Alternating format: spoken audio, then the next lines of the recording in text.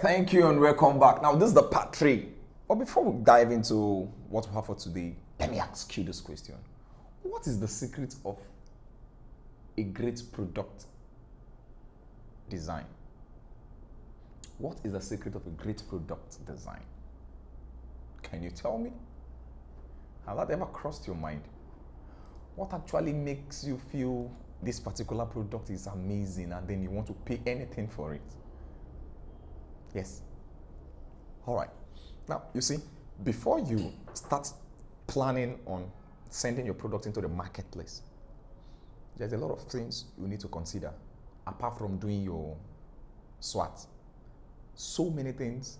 And if you do all that and then neglect the basic, why am I using the word basic? It's because it is with this that sells the product, which is the graphics. And then if you neglect the basics, automatically, you're in a long thing. So what exactly is that thing that makes a product amazing? So now these and even more are some of the things we are going to discuss as we talk about this particular topic. Now, if you watch through, you see exactly how the designer or the graphics designer represented this image. So without any further ado, let's get started. All right. So still on the topic graphics design, part 3. Graphics design, part 3. What is our specific objective? Our objective for today's class, we'll be talking about poster design. Recently, we had elections. In fact, it's a global stuff. Most everywhere, you see posters of politicians, campaigns, flyers, handbills, both digital, analog. They are trying to sell themselves. Selling. What makes a product design interesting? We're going to look at that. Now, we're going to look at the process of making a good poster. After talking about the process of making a good poster, we look at the preparation of visual or themes. We'll look at that, and then we'll talk about logo. How many of you have heard of the word logo? What exactly is this logo? What are the importance of logo? What are the impacts of logo? Is logo truly necessary? Why do I need a logo? We're going to talk about all this. And then finally, we're going to look at fonts as in choice of letters. Fonts, how to manipulate fonts, and then the arrangement of letterings and illustrations. So these are the things we're going to cover in the course of this study, because by the time you put all this together, I bet you your graphics design will be amazing and awesome. However, it will still position you, in passing your exams, because then you now understand graphics.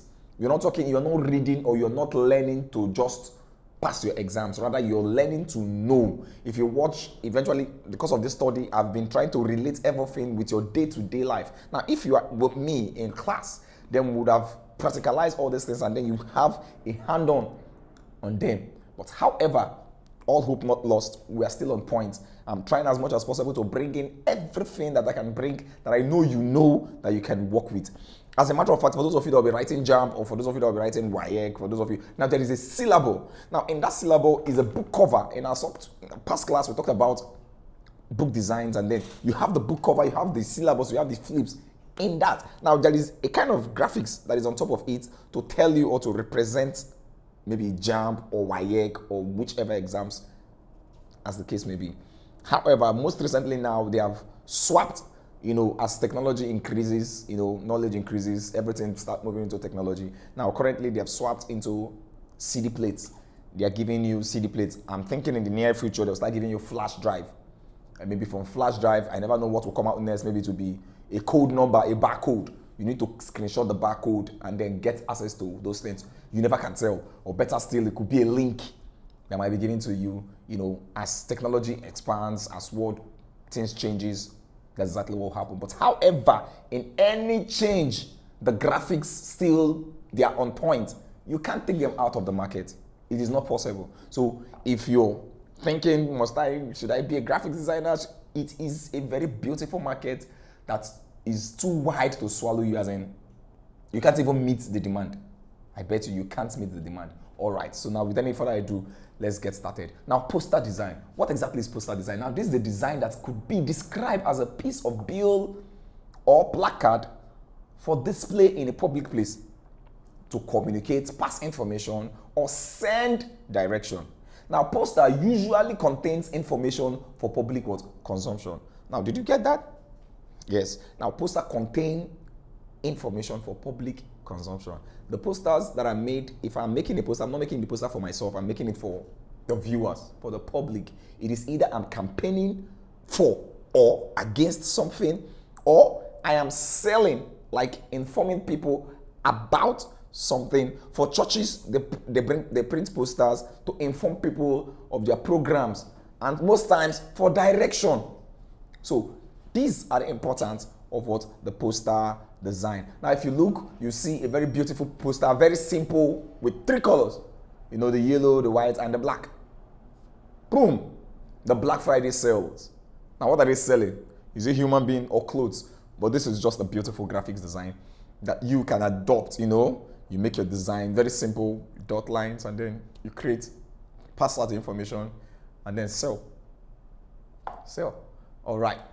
Now, it could also be described as an artwork which specifically contains information either in letters or an illustration, or even both of the two, the two items just mentioned above.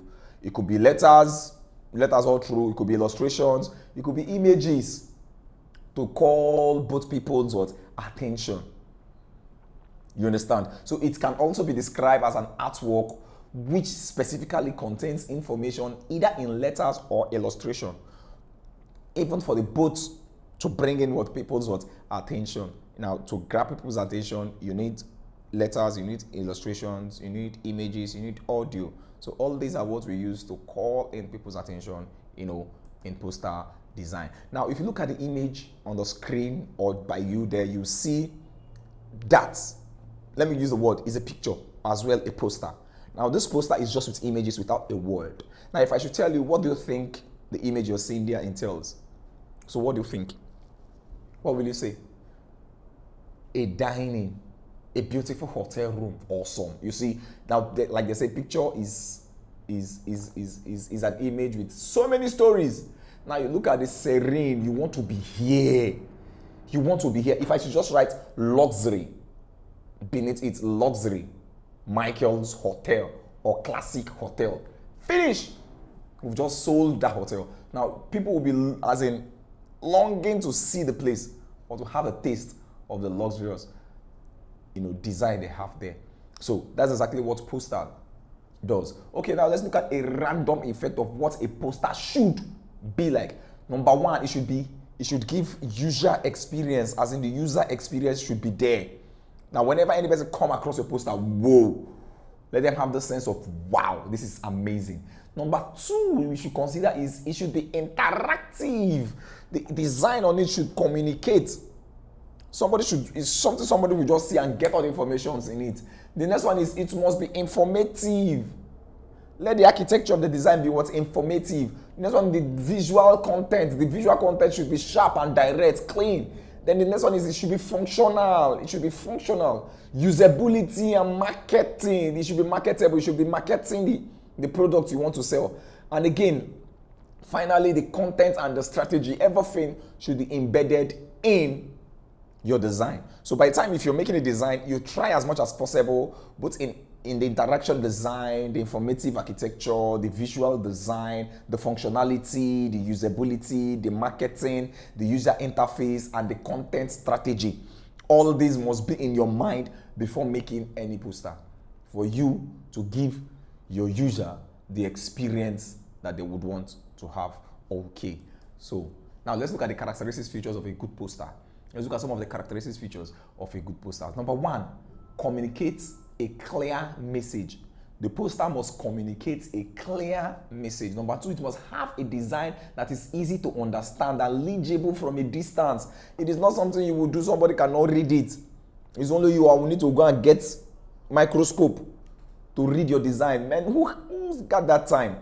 I saw a design of something like that on a billboard. You see very large picture and then you cannot read the content of what they have there. So who does that? So now, in the course of making your design, it must be legible. Number four, it must have a clear hierarchy of information and the appropriate for the subject or the audience. The hierarchy of the information should be clearly stated. So you see it, you know the main aim. And then the next thing is have the right combination of words and images. Also called the verbal and visual words. Content should be very clear and precise. Another characteristic of the words of a good poster is that it must be thoughtfully what's applicable. And the application of the elements and principles of art must be there. You must apply the elements and the principles of art properly on your poster. Now, finally, you express the spirit of the subject or message. To express the spirit of the subject or message. What do I mean? I showed you an image before we talked about the characteristics. I showed you this image. Now, looking at this image, you want to rest here, like you want to stay here. I feel like staying here. So that's the spirit of what the subject you're trying to sell. If the spirit is weak, then the body is dead. I don't know if you understand what I'm saying. If your design, if the spirit is not as strong as the design itself, automatically what you're selling is dead. So you match your design with the spirit. Forgive the fact that I'm using the word spirit, but I guess that's the closest I can actually use. But I hope you understand exactly what I'm saying.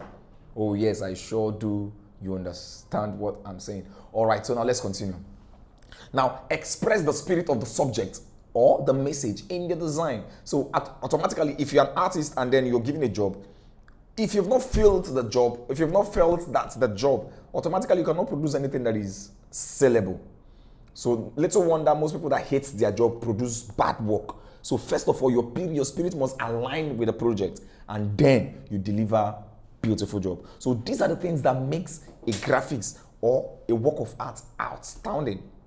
The spirit of the work should be what in subject to what the message, all everything should be in sync together. All right, so I just gave you 6 characteristics of what a good poster. Let me come back over it. Let me go over it again so that you grab them in full. Now, the first one is communicate a clear message in your poster design. The second one is have a design that is easy to understand and legible from a distance, or readable from what a distance.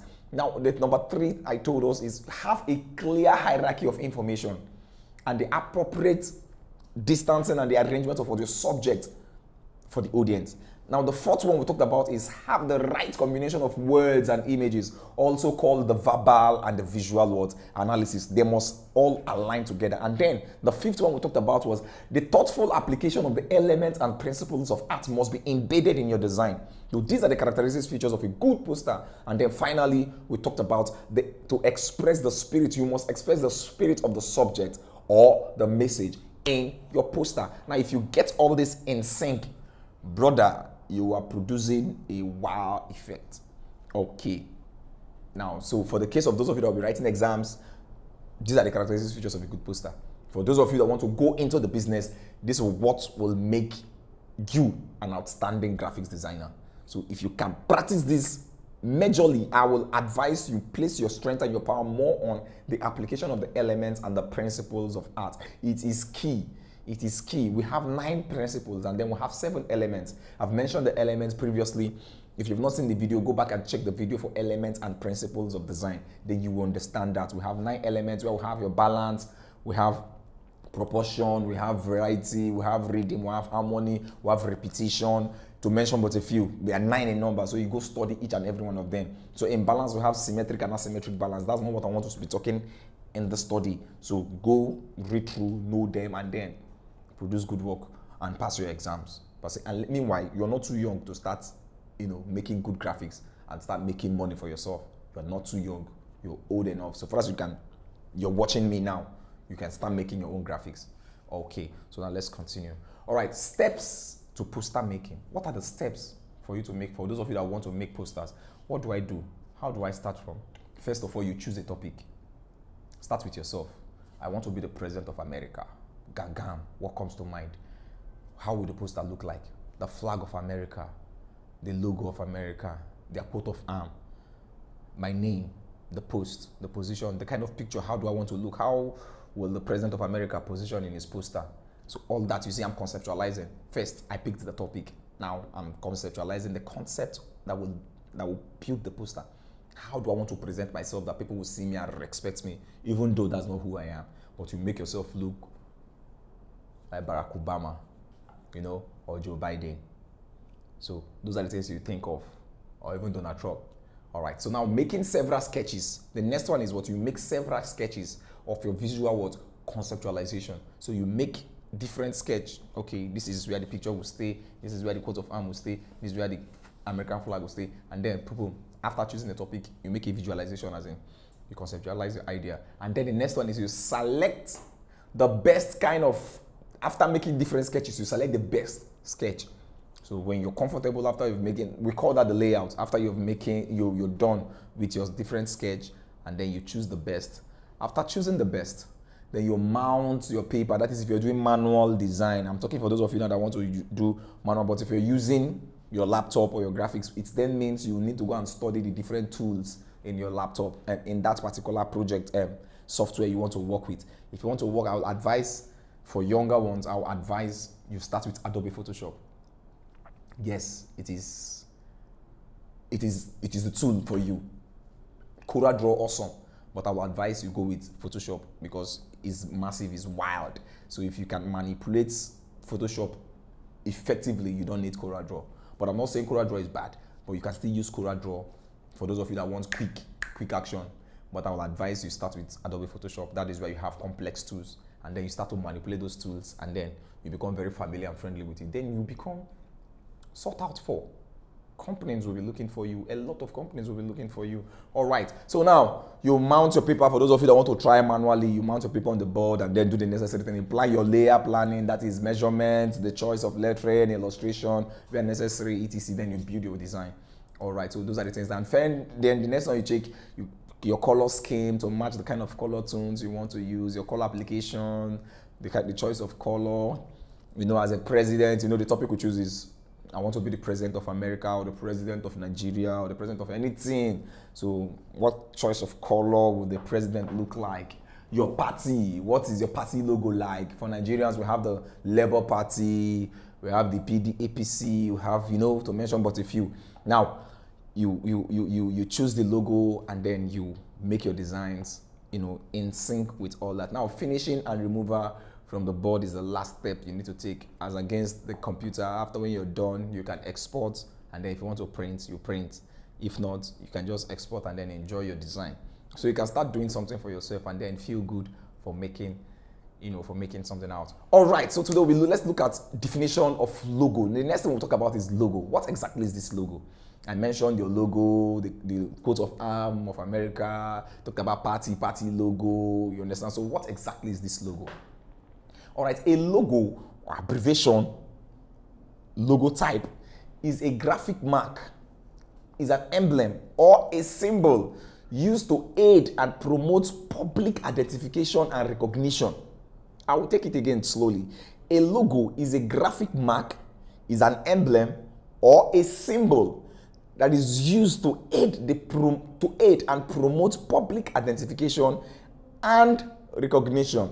Now, let me use 3 different popular logos that are for organization. First, I want to start with organization.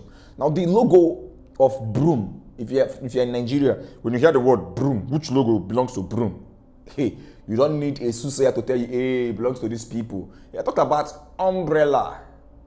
You see, you don't need somebody else to start telling you umbrella. The people that owns the umbrella. Talk about the 3, the papa, mama, pikin, the 3 kind of logos. You don't need somebody to tell you that again. So it speaks for itself. Now, we use these things as a symbol of identification to promote, a certain organization, a certain group, a certain firm.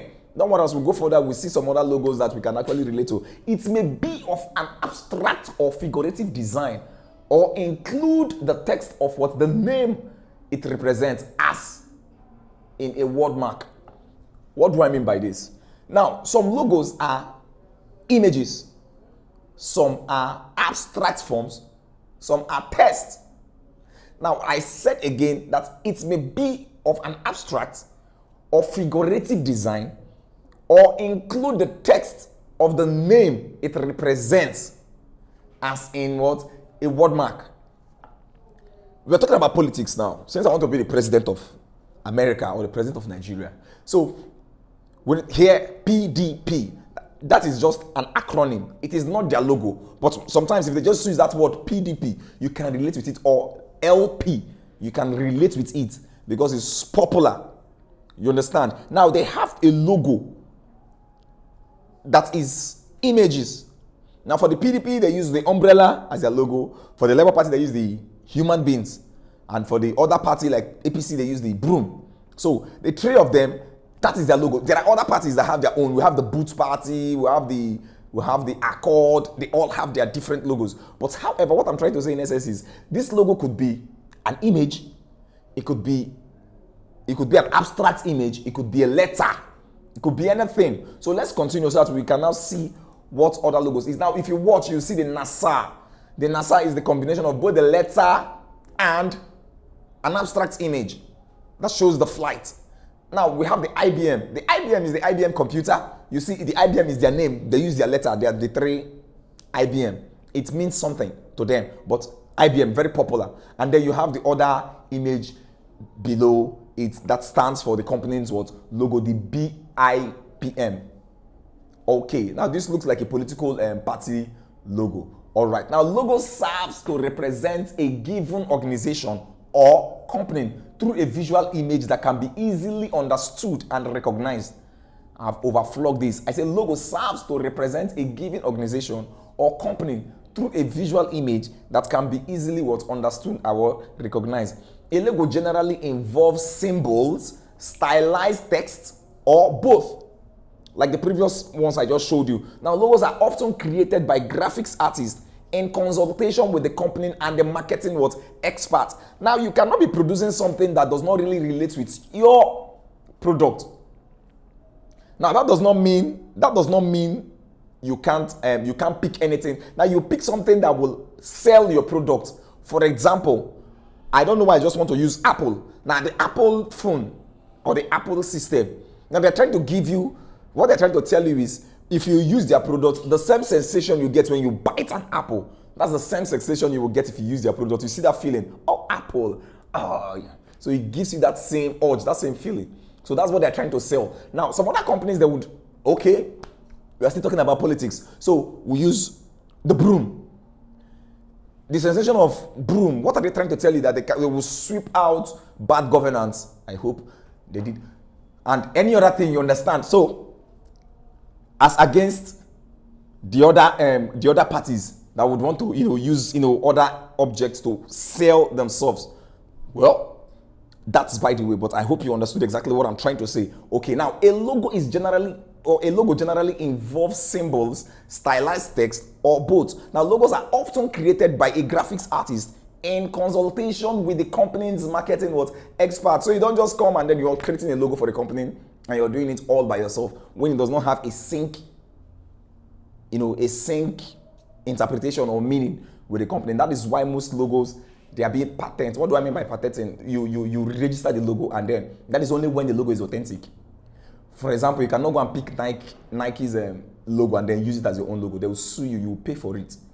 Like, you will pay daily for it. As a matter of fact, Nike as a company, they don't produce anything. They just sell their franchise. Now, they have the masses. Now, other companies produce and they use their logo to sell their product. That is what they do. And then they make their millions as in out of it. They make their commissions. So that's what Nike do. But for Coca-Cola, as in Coca-Cola company, now it's a company that produces drinks. Now, the name alone is Coca-Cola. It's a brand. It has withstood the test of time and is still surviving, still standing. So that's the same thing. That's the power of what logo. Wherever you go, if you see the word Coca-Cola, you can just relate to it as in anywhere, any place. So that's the power of logo. Now look on the screen, you will see different logos. How many of them can you relate with? There's Google, you can relate with Google, you can relate with Ford, you can relate with Nike, you can relate with Apple. Now all these logos, channels, you can relate with them. They're looking at what? Symbols. You just know the people that owns that particular logo. So that's the power of what? Logo. It cannot be overemphasized. Now, there are some persons that can choose to use color as their logo, just color. For example, for those of us in Nigeria, I don't know where you're watching from, but for those of us in Nigeria, if you would tell the word yellow, the next thing that comes to mind is MTN. Whoa.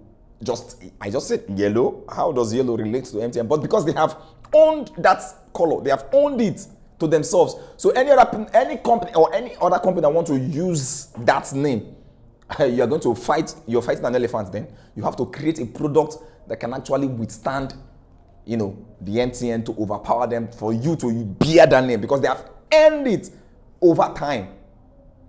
All right, just like you say, green, glow, rule your world. Everybody, as in Nigeria per se, we are familiar with that color. So what if I tell you black? What comes to mind? I get you. You're thinking because no companies have actually end it. I don't know, but for now you're black. The only thing that comes to my mind is Guinness. Guinness. They're trying, but that's not their logo anyway. But they're trying to end that color. So what am I saying in essence is most companies will pick a color and then end it, take it as their own. You understand? Why some will pick a letter and then end it as their own. All right. So some like the Google. The Google is just G. They pick that G that is being painted with red, yellow, green, and blue. The first 4 colors. So that is that about logo. But remember, bear it at the back of your mind that no logo is authentic unless it is what? Registered. Okay. So let's continue. Now there are 3 categories of logo exist. And they are often used in combination. Now these are the 3 categories. I'm going to mention the first 3 categories of the existence of logo. Number 1, a logo must be what? Ideographical. What do I mean by being ideographical? It must be a free-form image that can be entirely abstract. That is what ideography. Ideographical, like it is something that is in my mind. I conceptualize it and then boom. For example, the Nike is a good, but that does not really necessarily look like a good, but it's just a good. And when you see it, Nike shoe. This is Nike product. In as much as we have the Nike, you know what I'm talking about. There are some products they want to imitate and then they'll give it a name that looks like this other name, So that is that. Now the next category of a logo is it must be pictographical. Now what do I mean by pictographical? Symbols, representational words, images. Can you give me an example of one logo that is symbolic? We mentioned the political logos and their logo and their choice. Some of them I told us they use broom, some use umbrella, and some use human beings. You understand? So that is that about that. Now the last one we're going to do, the last category is that logo are what? Type. We have logo types as in fonts. Fonts. You can call it logo type. Font. Now these are simple text or textural representation like a company's what? Initial. For example, MTN. It is their logo. An example of a popular institution that uses an elephant. If you mention elephant in Nigeria, every grown adult will just know, oh, elephant, first bank.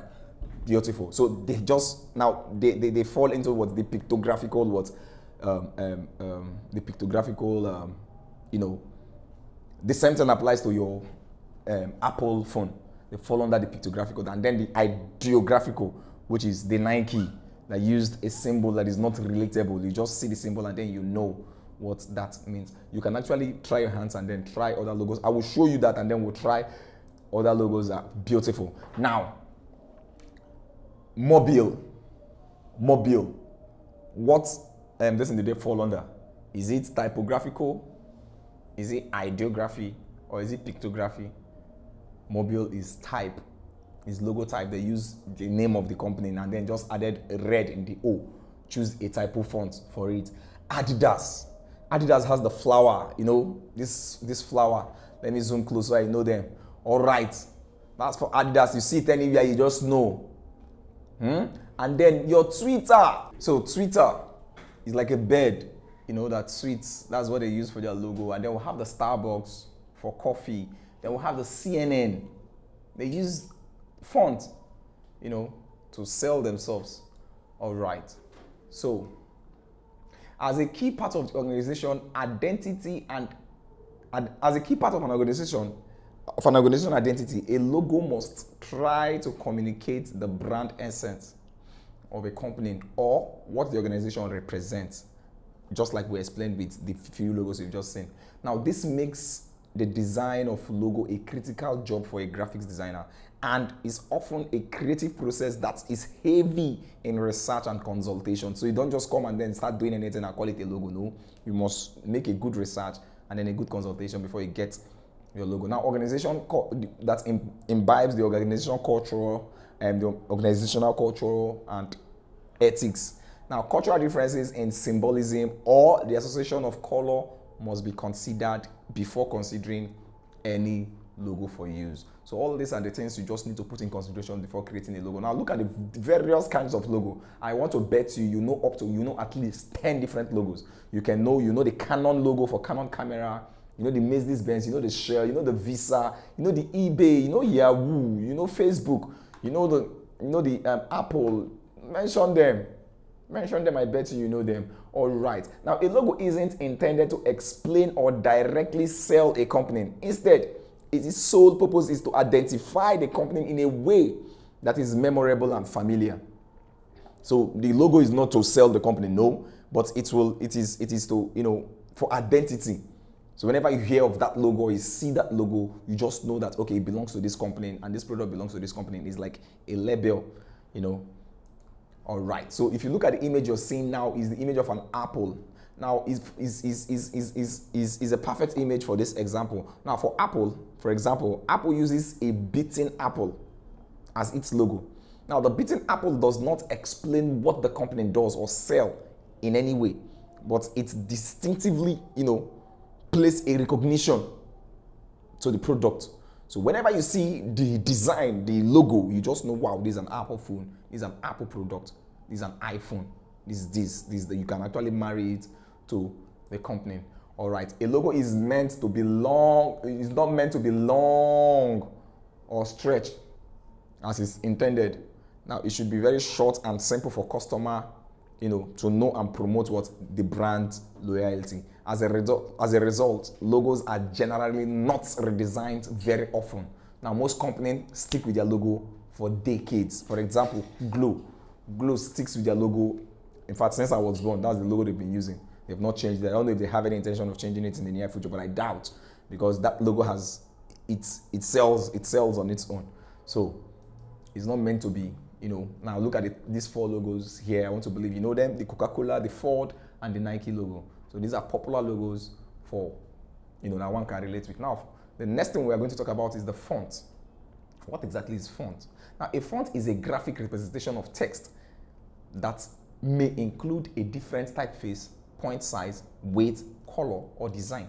I will say it again. A font is a graphic representation of text that may include a different typeface, point size, weight, color, or design. Now, these are different fonts in the system, that one can use in making your design. Now, the image shows the examples of different computer fonts.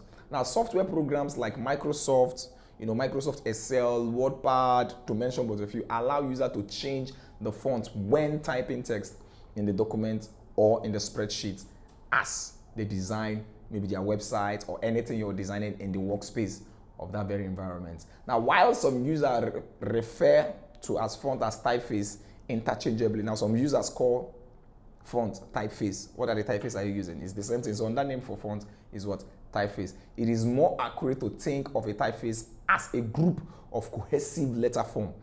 Now, a font is a way, or is the way the typeface is what? Represented. Now, taking into consideration the size and the style, the font as in the size and style of the design you're trying to make. So you put all that in your consideration whenever you're choosing a font. Now, a group of fonts includes bolds, italic, variations, is known as what? Font family. Now, if you're using different fonts in a work of art, you just have to bear in mind that you use fonts that are related. You don't just go and pick anyhow fonts. You pick italic, you pick Roman fonts, you pick this one, and then you jam them together to design one work. You cause serious disaster. So you need to pick fonts that are in the same family for you to work with. All right, so this is a perfect example of what I'm trying to explain. Now, you cannot just go and pick this kind of font and then you are mixing it with something like this. I don't know how that work will look like. All right, now why do we use fonts? Why exactly do we use fonts? Now, different fonts are utilized to add styles to a web page or a document or a graphics design or a poster. Now, that is to say, they can't or they can set or match the tone of a text based on what the content. Additionally, specific fonts affect the readability of that particular work of art depending on the theme or the medium. So the kind of font you use can actually tell the effect it will have on that particular work of art. Okay, so now this is where we'll call it a pause for today. Now, if you watch the first class, I guess you've seen this video of how they manipulated the face, and then interfaced it with what? A typeface with a font, to give it this special kind of effect. You understand? So that's the power of fonting. So you can actually play around with it, embed images on them, to call the attention of people and then drive the effects. Now, to me, I can actually use this as the face of a movie. You never can tell, what's the essence of that graphics. So that's exactly what the power of font does to, a graphic work of art. So whenever you're making any work of art, you put that at the back of your mind that you don't just pick any font, you pick fonts that are related and the same family, to sell what you have in mind. All right. So I guess this is where we'll call it a day for today. If you followed us from the part 1 till now, I want to bet you can actually make a good graphics without any fear of favor or trembling. All what you need to do is follow the simple steps and then you are good to go. Now, in summary, we talked about poster design. We talked about the process of making a good poster. We talked about the preparation of visual forms or theme. We talked about logo. We talked about font. And then finally, we talked about the arrangement of lettering and illustration. All these are what we covered in the course of the study. And then, if you have been with us till now, thank you so very much for sitting back. So let's try our hands in some questions. Now, what is the definition of the word logo? What do you think logo is? And I want you to list 2 reasons why we use font. Why do we use font?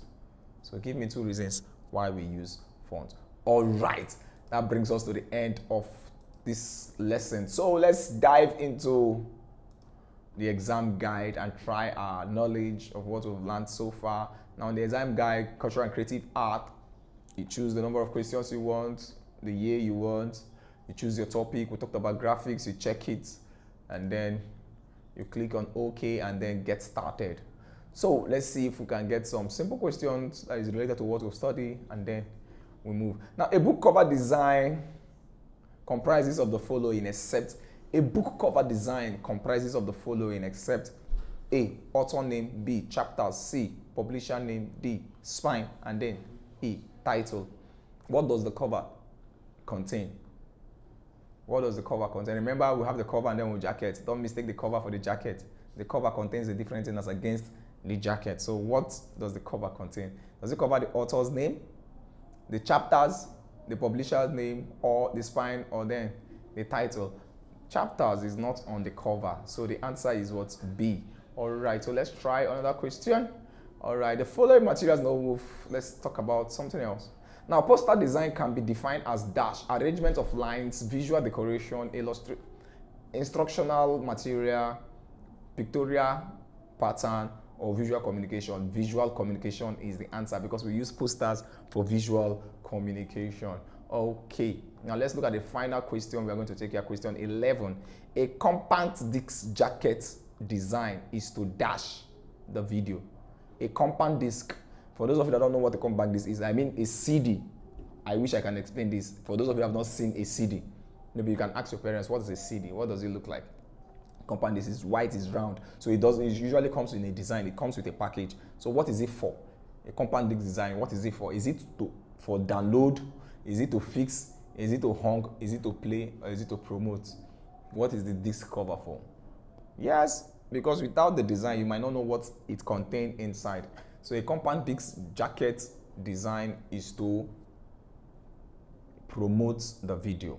So that is exactly what it is from. Therefore, our answer is E.